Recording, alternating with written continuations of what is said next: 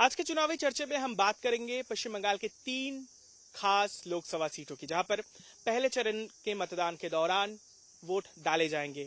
उनमें से है कुछ बिहार, अलीपुरद्वार और जलपाईगुड़ी। तीनों सीटों में से कुछ बिहार और अलीपुरद्वार बेहद खास है, क्योंकि कुछ बिहार वाला सीट वो निश्चित प्रामाणिक यानी जो एमओएस होम है, वहां से एक बार फिर से भारतीय जनता पार्टी ने उसे चुनाव के अखाड़े में उतारा है। देखिए, ये सीट जो है 2019 का मैं जिक्र करना चाहूंगा, जब बीजेपी की यहां पर नामो निशान नहीं थी, लेकिन उस 2019 के चुनाव के समय बंगाल से उन्हें कुल 18 सीट जो है वो हासिल हुआ था। उनमें से नॉर्थ बंगाल में से जो 7 सीट है, उनमें 8 सीटों में से 7 सीट उनके पक्ष में गया था। उनमें से कुछ बिहार वाला सीट बहुत अहम है। कभी तृणमूल के जो नेता हुआ करते थे, यंग नेता, और उस फायर ब्रांड जो नेता है निश्चित प्रामाणिक, वो बीजेपी में शरीक हुए उस दौरान। उसके बाद धीरे धीरे उनकी राजनीतिक जो है प्रोग्रेस वो बढ़ता चला गया। जानकारों का कहना है कि हाल ही के राजनीति में बंगाल में इस तरीके से तरक्की शायद ही नहीं किसी ने किया होगा। इतने कम समय में और कितने कम उम्रों में इतने ज्यादा राजनीतिक ऊंचाइयों तक पहुंचना वो बहुत बेहद खास है। दिल्ली में जो बंगाल के अलीपुर कोचबिहार जो सीट है, उसका वो वहां पर उसके बाद वो रखते हैं वहां पर। उसके साथ साथ अमित शाह के अगुवाई में उनके डिपार्टमेंट में बतौर जूनियर यूनियन मिनिस्टर वो काम करते हैं।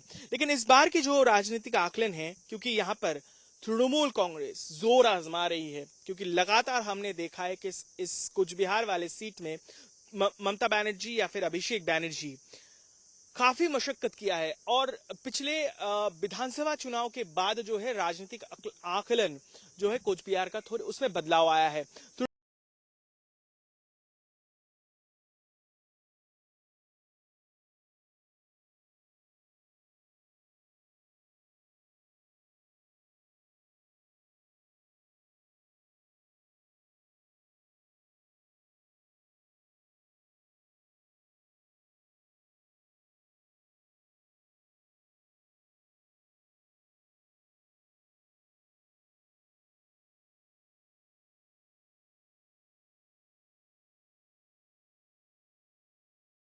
है उसके साथ साथ जो बंगाल मिनिस्टर है यानी वुदान गुहो, वो भी ममता कैबिनेट के जो मंत्री है, वो आमने सामने कई बार आ चुके हैं। 2 बार तो इस तरीके के मंजर पैदा हुआ गया कि सरेआम उनके जो समर्थक है और दोनों पक्ष के नेता आमने सामने हुए, काफी सारे मुठभेड़ें हुई।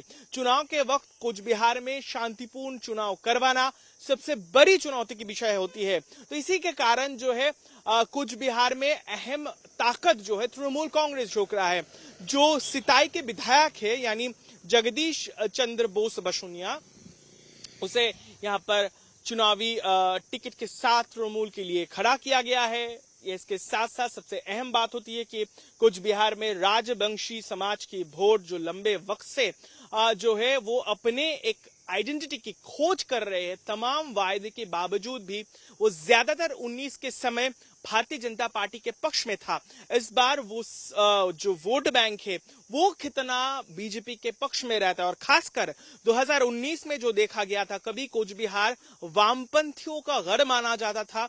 लेफ्ट फ्रंट के अहम पार्टनर फॉरवर्ड ब्लॉक के जो यहां पर सांसद थे, लगातार 1977 से लगातार यहां से जीतते आए हैं। लेकिन ये जो जमीन है फिलहाल भारतीय जनता पार्टी के, वो एक अहम सीट और एक मजबूत जमीन जो है वो मानी जाती है। इसका वजह यह भी देखा गया है कि राजनीतिक लेखा जोखा ये दर्शाती है कि 2019 के चुनाव के दौरान जो लेफ्ट के जो वोट थे वो बीजेपी के पक्ष में आया था, उनको सपोर्ट किया था।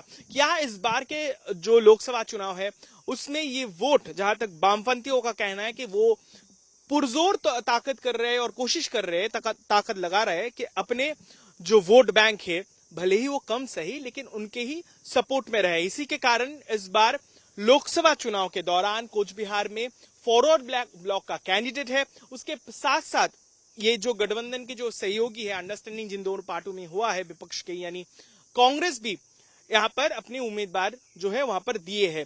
तो ये सब जो आकलन किस तरीके से प्रभाव रहता है वो देखने लायक होगा। खासकर पंचायत के चुनाव की अगर हम जिक्र करना चाहेंगे तो यहां पर तृणमूल कांग्रेस अपनी जमीन ज्यादा रिकवर किया है, ऐसा पार्टी का कहना है। और इसी के कारण हमने देखा है कि चुनाव से पहले ममता बनर्जी, अभिषेक बनर्जी दोनों ने कई बार निशीथ प्रामाणिक को मद्देनजर रखते हुए यहाँ पर जो है प्रचार किया, प्रसार भी किया। और निशीथ प्रामाणिक के सपोर्ट में प्रधानमंत्री नरेंद्र मोदी भी आकर यहाँ पर जो है पॉलिटिकल रैली की है। इसके अलावा और एक अहम सीट बन जाती है जो अलीपुर द्वार है, क्योंकि यहाँ पर जो जॉन बारला जो मंत्री भी हुआ करते थे और बीजेपी के एक सांसद थे, लेकिन इस बार बीजेपी ने उन्हें टिकट नहीं दिया है। वहां से बंगाल में विधानसभा में जो विपक्ष के यानी बीजेपी के जो चीफ व्हिप है पार्टी के यानी मनोज टिग्गा, उनको उस विधायक को जो है अलीपुरद्वार सीट से इस बार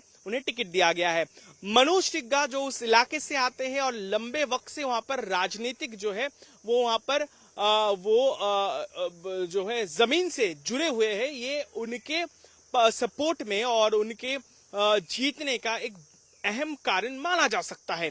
इसके साथ साथ बीजेपी का कहना है कि ये एक प्रबल दावेदार है नॉर्थ बंगाल में अपने सीट बचाने के लिए, यानी अलीपुरद्वार वाला सीट बचाने के लिए। वही दूसरी ओर तृणमूल कांग्रेस का ये उम्मीद है कि इस चाय बागान वाले इलाके में जहां पर जिंदगी और उसके साथ साथ उनके संघर्ष लोगों का एक इतिहास रहा है और एक जद्दोजहद भी है, और उसको एड्रेस करते हुए जिस तरीके से 2021 के बाद खासकर महिलाओं के विकास के लिए तृणमूल कांग्रेस ने लगातार काम किया है, चाय बागानों के लोगों के लिए जिस तरीके से उन्होंने पट्टा दिया है, यानी उनकी जमीन की जो हक है उसको कबूला गया है, उसके साथ साथ जिस तरीके से महिलाओं के लिए जो यहाँ पर जो लक्ष्मी भंडार के तहत उन्हें जो हर महीना पैसा मिलता है, इन सब का लाभार्थी वो बनेंगे। और कई सारे लोग जो है पिछली बार के 19 के चुनाव के बाद इस बार के लोकसभा चुनाव के दौरान जो है तृणमूल में वापस वोट डालेंगे। लेकिन बीजेपी कहीं ना कहीं कॉन्फिडेंट है, क्योंकि ये दोनों सीट अहम है और जिस तरीके से वो अपना विजय रथ जो है बंगाल में वो बरकरार रखना चाहती है और टारगेट जो है वो सेट कर दिया गया है। और इसी के कारण ये दो सीट, खासकर कुल तीन सीट है जो बीजेपी के पक्ष में था, ये तीनों सीटें बहुत खास हो जाती है और वहां पर मतदान होनी है। सबसे बड़ी बात जो है ये मतदान कितना शांतिपूर्ण तरीके से होगा, इसको मद्देनजर रखते हुए चुनाव से कई समय पहले बंगाल में जो है एहतियातन सेंट्रल फोर्सेस की जो तैनाती वो बढ़ा दी गई है। पहले चरण के मतदान के लिए 263 कंपनी जो सेंट्रल फोर्सेस है उनकी तैनाती इन 3 लोकसभा सीटों में रहेगा। अब देखने वाली बात होती है इन सब के बाद कितना शांतिपूर्ण तरीके से ये मतदान होती है और चुनाव का नतीजा जब निकलेगा तो ये 3 लोकसभा सीटों के लोग किनके पक्ष में वोट डालेंगे।